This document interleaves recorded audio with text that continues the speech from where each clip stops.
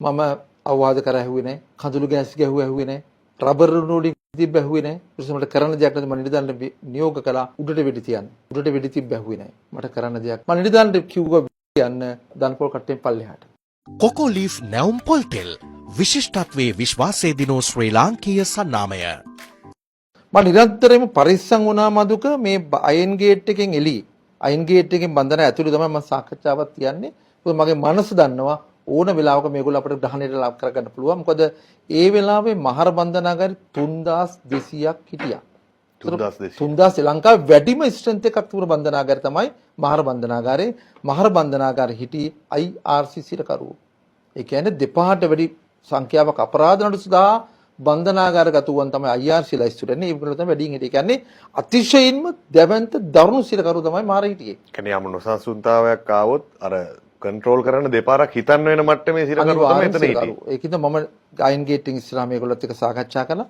මේගොල්ලෝ සාකච්ඡා කරනකොට මට තේරෙනවා මේගොල්ලෝ කියන්න බැරි ඉල්ලින් මට යොමු කරන මම බොහොම සංසුන්න මං කිව්වා පුතා දැන් මේක 2යි වෙලාව මං හෙට මං ඔයගොල්ලන්ට මේ අවශ්‍ය විසඳුම් ටික දෙන්න බෑ කොමසාරි ජෙනරාල් තුමා සමග කතා කරලා දෙන්න උත්සාහ කරන්නම් කියලා මම ඒගොල්ලන්ට කියනකොට මට දැක්ක අර පැත්තෙන් ගල් දෙක තුනක් මේ පැත්තට එනවා මම දැනගත්ත මේ තත්ත්වය ඉතාමත් නරක තත්ත්වයට යයි මම ටක් ගාලා මගේ නිලධාරීන් එක මං අයන් ගේට් එකේ මේ පැත්තට ඇවිල්ලා අයන් ගේට් එක වහගත්තා කිසිම නිලධාරියෙක් ඇතුලේ නෑද නිලධාරී ඔෆිස් දෙක තුන හිටියා මම ඒගොල්ලන්ට පණිවිඩ ටික දුන්නා විනාඩි දෙක තුනක් යනවා නිලධාරී ටික ඔක්කොම මං කිසි නිලධාරියෙක් ඇතුලේ නැතුව ඔක්කොම ටික ගෙන්න ගත්තා ගෙන්න මම අයන් ගේට් එක ශක්තිමත් පවුරක් විදියට ආම් ගාඩ් එක දාගෙන තියාගත්තා මම ඒ වෙලාවෙම චීෆ් ජෙල්ට කිව්වා අයන් ගේට් එකයි වුඩන් ගේට් එක අතර තමයි ලංකාවේ බන්ධනාගාර ආමරිය තියෙන්නේ බන්ධන මේ ආමරිය මේගොල්ල ගත්තොත් අපේ තියෙන තත්ත්වය අතිශයින් භයානකයි කියලා මම දන්නවා මදුක මේ මගේ තියෙන එක්ස්පීරියන්ස් මම ආයතනයේ සම්පූර්ණ ආමරිය හිස් කරගත්තා විනාඩි 20ක් යනකොට මගේ නිලධාරී ටික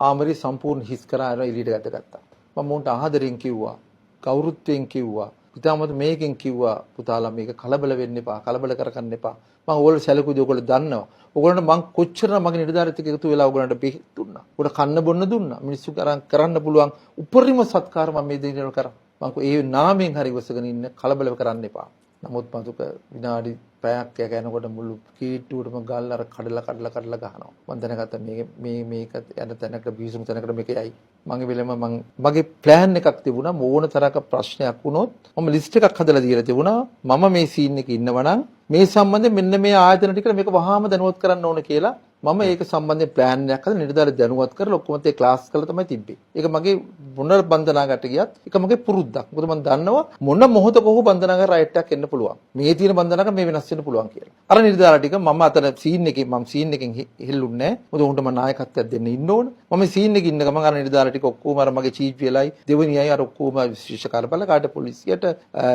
ආරෝග්‍ය ශාලාවට ගිලන් රටවලට ඔක්කොම දැන් ෆයර් බ්‍රිගේඩ් එකට ඒ ඔක්කොම දැනුම් දීලා දුන්නා විනාඩි පැයක් විතර ඇතුළත. මම පැයක් විතර මේ ගේට්ටුව තනියෙන් අල්ලන් ඉන්නවා. පැයකමාර විතර පස්සේ තමයි විශේෂ කාර්යබලකයි සහ අපේ සහයට ආවේ. ඉන් පස්සේ මම අවවාද කර ඇහුවේ නැහැ. කඳුළු ගෑස් ගැහුවේ නැහැ.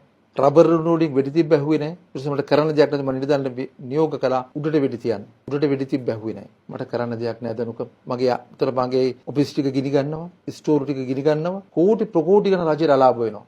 3200ක් කොවිඩ් හැදුවු මිනිස්සු 500ක් අතර මේක ඇතුළේ ඉන්නවා මේ බින්දනම් මේ අර කිව්වාගේ මේ සිද්ධිය සම්බන්ධයෙන් අර මගේ දැන් මෙතන තියෙන අයන් ගේට් එක බින්දනම් මේ 3200ම මිනිස්සු වෙන සමාජයට. ඒතර මගේ වකීල් මොකද්ද? බන්ධනාගාරයෙන් කිසි කෙනෙක් පැනලා යන නොදින එක තමයි අධිකාරිවරයාගේ භූමිකාව. මම කරන්න දෙයක් නැහැ. මම කිසි කෙනෙක් එක්ක මගේ වෛරයක් නැහැ. කිසි කෙනෙක් මගේ තුන්හිතකවත් චේතනාවක් නැහැ. මම නිලධාරීන්ට කිව්වා වෙඩි තියන්න දන්පොල් කට්ටෙන් පල්ලෙහාට. නිලධාරී වෙඩි තිබ්බා. පංගුවක් අය තුවාල වුණා. ඒ තුවාල වුණා අය පුළුවන් තරම් ඉක්මනට අපි ආරෝග්‍ය ශාලාවට ගෙනිච්චා. මොකද මගේවත් මගේ නිලධාරීන්ගේවත් කිසි කෙනෙක් තිබුණේ නැහැ මේ හිරකරු මන්න ඕන. මොකද මොහුන් අපේ මිනිස්සු අපේ ළමයි. දැන් බොහෝ දෙනා ඔය සිද්ධිය ඔබතුමා සඳහන් කරපු නිසා බොහෝ දෙනා ඔය වෙඩි තැබීමක් සිද්ධ කළාට පස්සේ තත්වයක් පාලනය කරන්න වෙඩි තිබ්බේ ඇයි කියලා ප්‍රශ්නේ අහනවා. හැබැයි වෙඩි තිබ්බේ නැත්තම් මොකක්ද වෙන්නේ කියන ප්‍රශ්නේ අහන්නේ නැහැ. ඇයි එතනට මානසිකත්වය මම කියන්නේ මේක තමයි මේ සමාජයේ බලන්න ඕන මේක එක කන්නඩි දාගෙන නෙවෙයි මදුක.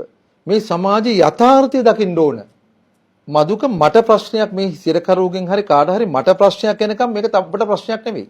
මට මේ සමාධිත්ව විතරමයි කියන මුම් මරුවට කමක් නැහැ. නමුත් ඔබට ප්‍රශ්නයක් නැතිනම් ඔබ කියනවා මේක ඔබට පුළුවන් පුළුල් විදිහට විවේචනය කරන්න.